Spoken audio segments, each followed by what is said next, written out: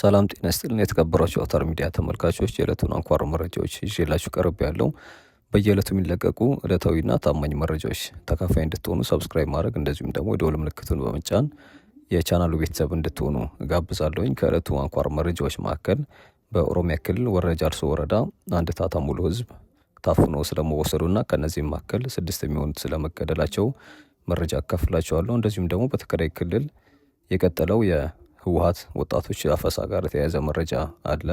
በሌላ በኩል ደግሞ ኢትዮ ቴሌኮም ለባለ አክሲዮኖች የትርፍ ማከፋፈል ሊጀምር ስለመሆኑ ተዘግቧል። እንደዚሁም ደግሞ ወደ ውጭ ስንሄድ ኢራን የዋሻ ስር ሚሳኤሎቿን በከፍተኛ ሁኔታ እያስወጣች መሆኑ እየተዘገበ ነው የሚገኘው። እንደዚሁም ደግሞ አሜሪካ ኩባን ለመምታት ወይም ደግሞ ለመውረር ዝግጅት ላይ እንደሆነች እየተገለጸ ነው የሚገኘው። በሌላ በኩል ደግሞ ትራምፕ በኦማን ላይ አዲስ ዛቻ ከፍቷል። እንግዲህ በተለይ ደግሞ ከሆርሙዝ ጋር በተያያዘ ማለት ነው። ስለዚህ ማካፍላችሁ መረጃ ይኖረኛል። በሌላ በኩል ደግሞ የሩሲያና የታሊባን ወታደራዊ ስምምነትም ማጋራችሁ መረጃ ይኖረኛል። በርካታ ሀገራዊና እንደዚሁም ደግሞ የውጭ መረጃዎችም አሉ። ከአጫጭር መረጃዎች ጋር ማካፍላችሁ ይሆናል። መልካም ቆይታ ይሆንላችሁ። የመጀመሪያው መረጃችን የሚሆነው እንግዲህ ዛሬ ሐሙስ ግንቦት 20 ቀን 2018 ዓ.ም ወረ ጃርሶ ወረዳ በኦሮሚያ ክልል ማለት ነው ከጎሃ ጽዮን 6 ኪሎ ሜትር ርቀት ላይ በምትገኘው ቀሬ ቦሃ ቀበሌ ላይ ጠዋት 4 ሰዓት ተኩል አካባቢ ከአማራ ክልል ተነስቶ ወደ አዲስ አበባ ሲጓዝ የነበረ በተለምዶ ታታ የሚባለው የህዝብ ማመላለሻ አውቶቡስ ሙሉ ተጓዦች ታፍኖ የተወሰዱ ሲሆን ወደ 6 የሚሆኑ ሰዎች እንደተገደሉና እንደዚሁም ደግሞ በርካታ ሰዎች እንደቆሰሉ፣ ከዚህም ብቻ ሳይሆን ወደ ጫካ ሲወሰዱ መሮጥ ያልቻሉና አቅመ ቢስ የነበሩ በርካታ ሰዎች ሳይገደሉ እንዳልቀረ እየተነገረ ነው የሚገኘው። በሌላ በኩል ደግሞ አቅራቢያው ላይ ከሚገኙ የመከላከያ ሰራዊት አባላት ጋር በተደረገ ተኩስ ልውውጥ 30 ተሳፋሪዎች መከላከያ እንዳስለቀቀ እየተነገረ ነው የሚገኘው። የመጀመሪያው መረጃችን ይሄ ነው። ሁለተኛው መረጃችን የሚሆነው እንግዲህ ትግራይን የተመለከተ ነው። ይህም ወታደራዊ አፈሳ ነው። ህወሓት ከቅርብ ቀናት ወዲህ በአስገዳጅ ወጣቶች ወታደራዊ አፈሳ እያካሄደ እንደሆነ እየተዘገበ ነው የሚገኘው። ይህም ህዝብን በጭንቅ ውስጥ እንደከተተ ነው የተገለጸው። ህወሓት ላለፉት 2 ሳምንታት በሌሊትም ጭምር ቤት ለቤት ወታደራዊ አፈሳ እያካሄደ እንደሆነ እየተዘገበ ነው። ይህ ሁኔታ ነዋሪው ላይ ከፍተኛ ስጋት እንደፈጠረ ተዘግቧል። የህወሓት ተቃዋሚ ናቸው የተባሉት የመንግስትም የግልም ታጣቂዎችም መሳሪያቸው እየተወሰደባቸው እንደሆነ ተዘግቧል። ህወሓት እያካሄደ ያለው አስገዳጅ አፈሳ ለማስቆም ፖለቲካዊና ዲፕሎማሲ ስራዎች መሰራት እንዳለባቸው ስምረትና እንደዚሁም ደግሞ ሳልሳዊ ወያነ ትግራይ የሚባሉ ሁለቱ ፓርቲዎች ጠይቀዋል። ሌላው የሀገር ውስጥ ዝርዝር መረጃችን የሚሆነው ኢትዮ ቴሌኮምን የተመለከተ ነው። የኢትዮ ቴሌኮም ባለአክሲዮኖች የትርፍ ክፍፍል ዘንድሮ በጀት ሊጀምር መሆኑ ተገልጿል። ኢትዮ ቴሌኮም ለሽያጭ ካቀረበው 100 ሚሊዮን አክሲዮን ውስጥ የ10 በመቶ ድርሻ ወይም 10.7 ሚሊዮን አክሲዮን የገዙ ኢትዮጵያውያን የትርፍ ክፍፍል ማግኘት የሚጀምሩበት እንደዚሁም ደግሞ ባለቤትነታቸው ከተረጋገጠ ዘንድሮ የ2018 በጀት ዓመት ጀምሮ መሆኑን አስታውቋል። ተቋሙ በሰጠው መግለጫ በአጠቃላይ ከአክሲዮን ሽያጩ ሂደት ከ47 ሺህ በላይ ባለ አክሲዮኖች የተሳተፉ ሲሆን ከ3.2 ቢሊዮን ብር በላይ መክፈሉን ይፋ አድርገዋል። የድርጅቱ ዋና ስራ አስፈጻሚ ወይዘሮ ፍሬህይወት ታምሩ እንደገለጹት አክሲዮን ከገዙ ውስጥ የ45 ሺህ ወይም ደግሞ 96 በመቶ ባለ አክሲዮኖች የዲጂታል ባለቤትነት ሙሉ በሙሉ ተረጋግጧል ብለዋል።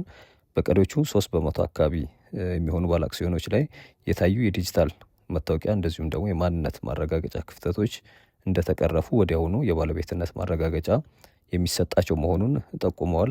ሙሉ በሙሉ የተረጋገጡ ባለ አክሲዮኖች ዘንድሮ ጀምሮ የትርፍ ተጠቃሚ እንደሚሆኑ ዛሬ በሰጡት መግለጫ አስታውሰዋል። ወደ ውጭ መረጃችን ስናልፍ መጀመሪያ የምናገኘው ሩሲያን ይሆናል። ሩሲያ ከታሊባን መንግስታት ጋር ወታደራዊ አጋርነት ስምምነት እንደተፈራረመች ተዘግቧል። ሩሲያና አፍጋኒስታን የሚገኘው የታሊባን መንግስት ወታደራዊ ትብብር ስምምነት መፈራረማቸው የሩሲያ ዜና ወኪል እየገለጹ ነው የሚገኙት።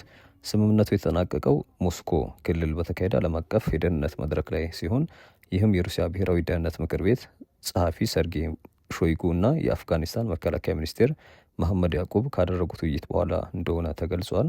መሐመድ ያዕቁብ የታሊባን የቀድሞ ወታደራዊ አዛዥና የድርጅቱ መስራች የነበሩት የሙላህ መሐመድ ኦማር ልጅ መሆናቸው ተዘግቧል።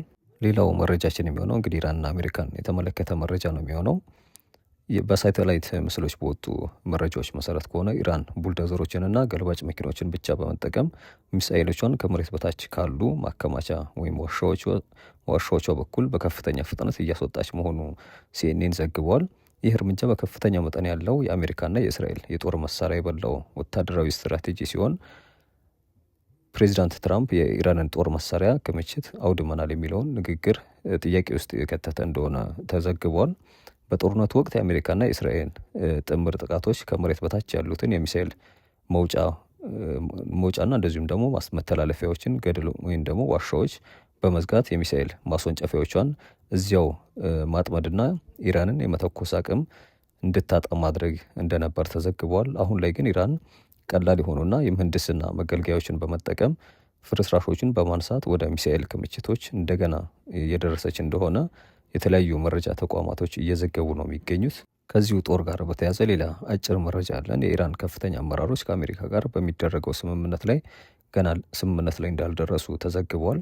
ፕሬዚዳንት ትራምፕም በበኩላቸው በቀረበው ውሳኔ ሀሳብ ወይም ደግሞ የስምምነት ረቂቅ ላይ ገና ያልተስማሙ ሲሆን በአሁኑ ወቅት እየመረመሩት እንደሆነ መረጃዎች ይጠቁማሉ።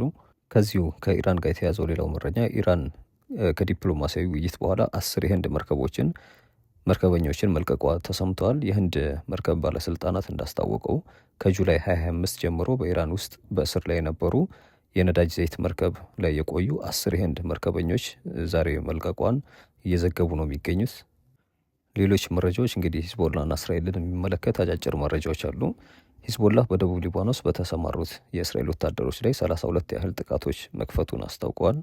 በሌላ በኩል ደግሞ የእስራኤል ጠቅላይ ሚኒስትር ቤንያሚን ኔታንያሁ እንዳስታወቁት የእስራኤል ኃይሎች በሊባኖስ ውስጥ የሚደረጉትን እንቅስቃሴ ጥልቅ እየሆነ መምጣቱንና ወታደሮች ዋና ዋና ቦታዎች መያዛቸውን እየዘገቡ ይገኛሉ። ከዚሁ መረጃ ጋር ተያዘ ሌላው የእስራኤል ጦር የሊባኖስን 4ኛ ከተማ መደብደቡን ተገልጿል። በዚህ ጥቃት 8 ዜጎች የተገደሉ ሲሆን ቁጥራቸው በውል ያልታወቁ ንጹሐን መጎዳታቸውም እየተዘገበ ይገኛል። እስራኤል የሂዝቦላ ታጣቂ ቡድን ላይ የምትወስደውን እርምጃ አጠናክራ እንደምትቀጥልም አስታውቃለች። በአንጻሩ እስራኤል እና ሊባኖስ በዋሽንግተን የሚያደርጉት ድርድር አሁንም ድረስ እንዳልተቋረጠና እንደቀጠለ እየተዘገበ ይገኛል። ከዚሁ ጋር በተያያዘ የኢራን አብዮታዊ ጥበቃ የሰጠውን መግለጫ የሚመለከት አንድ መረጃ አለ። ይህም ምንድነው? የመካከለኛው ምስራቅ ሰላም የሚረጋገጠው እስራኤል ስትጠፋ ብቻ እንደሆነ እየዘገበ ይገኛል። የክልሉ ዘላቂ ሰላም የሚረጋገጠው የእስራኤል መንግስት ሲጠፋ ብቻ እንደሆነና የኢራን አብዮታዊ ጥበቃ ኃይል አስታውቋል። ኃይሉ የአሜሪካው ፕሬዚዳንት ዶናልድ ትራምፕ ያቀረቡትን የሰላም እቅድ የግድያ የጭፍጨፋና የሽብር ሲል እንዳጣጣለውም እየተዘገበ ይገኛል። ይህ መግለጫ የወጣው 2 የሐማስ አዛዦች በጋዛ በተሰነዘረ የእስራኤል የአየር ጥቃት መገደላቸው ተከትሎ እንደሆነ ተዘግበዋል። ጥበቃ ኃይሉ የአዛዦቹ መገደል ፍልስጤማውያንን የሚያደርጉት የመከላከል ትግል እንደማያዳክመው ገልጾ ይልቁንም የፍልስጤምን እና የኢየሩሳሌም ነጻ ለማውጣት የሚያደርገው ተጋድሎ የበለጠ እንደሚያጠናክረው እንዳስገነዘበ መረጃዎች እየወጡ ይገኛሉ። ሌላው መረጃችን እንግዲህ ኦማንን የተመለከተ መረጃ ነው ያለን። ትራምፕ ለኦማን ወታደራዊ ማስጠንቀቂያ መስጠታቸው እየተዘገበ ይገኛል። የአሜሪካው ፕሬዚዳንት ዶናልድ ትራምፕ ኦማን በሆርሙዝ ሰርጥ ላይ የታሪፍ ጉዳይ ከኢራን ጋር የምትተባበር ከሆነ ጠንካራ ወታደራዊ እርምጃ እንደሚወስዱባት ከባድ ማስጠንቀቂያ እንደሰጡ ተዘግቧል። በካቢኔ ስብሰባ ላይ ንግግር ያደረጉት ትራምፕ የትኛውም ሀገር ደህንነት የባህር ኮሪደር ሊቆጣጠር እንደማይችል ገልጿል። በአጠቃላይ 20% የሚሆነውን የዓለም ነዳጅ አቅርቦት የሚያስተናግደው ይህ ወሳኝ የባህር መስመር በግጭቱ ምክንያት ላለፉት 3 ወራት ተዘግቶ መቆየቱ በዓለም አቀፍ ገበያ ላይ ከፍተኛ መስተጓጎል እንደፈጠረ ይታወሳል።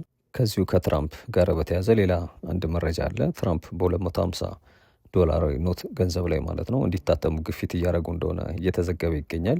የትራምፕ አስተዳደር ባለስልጣናትንና የገንዘብ ሚኒስቴር ተሿሚዎችን የትራምፕ ምስል ያረፈበት አዲስ የ250 የኖት ገንዘብ ለማዘጋጀት የዲዛይን ፕሮቶታይፕ ወይም ናሙና እንዲሰራ በመንግስት የገንዘብ ማተሚያ ተቋም ላይ ግፊት እያደረጉ እንደሆነ ተገልጿል። ይህ ሀሳብ የቀረበው አሜሪካ በ2026 የምታከብረው 250ኛ ዓመት የነጻነት በዓል ለማሰብ እንደሆነ ተዘግቧል። ሆኖም በህይወት ያሉ ሰዎች ምስል በአሜሪካ ገንዘብ ላይ እንዳያርፍ የሚከለክል የፌዴራል ህግ በመኖሩ እና ጉዳዩ ኮንግረስ ማጽደቅ የሚፈልግ በመሆኑ ውዝግብ እንደፈጠረ መረጃዎች እየወጡ ይገኛሉ። ሌላው መረጃችን እንግዲህ ታይዋንን የተመለከተ ነው። ለልጆች በወር $160 ልትከፍል እንደሆነ እየተዘገበ ይገኛል። የታይዋን የወሊድ መጠን በዓለም ዝቅተኛው ደረጃ ላይ በመውደቁ ወሊድን ለማበረታታት ወርሃዊ የልጅ ድጎማ ልትከፍል እንደሆነ ተዘግቧል። በዚህም ታይዋን ከ17 ዓመት በታች ላሉ ህጻናትና ታዳጊዎች በወር $160 ልትከፍል መሆኑን አስታውቃለች። እንግዲህ የመጨረሻው መረጃችን የሚሆነው ኩባን የተመለከተ ነው።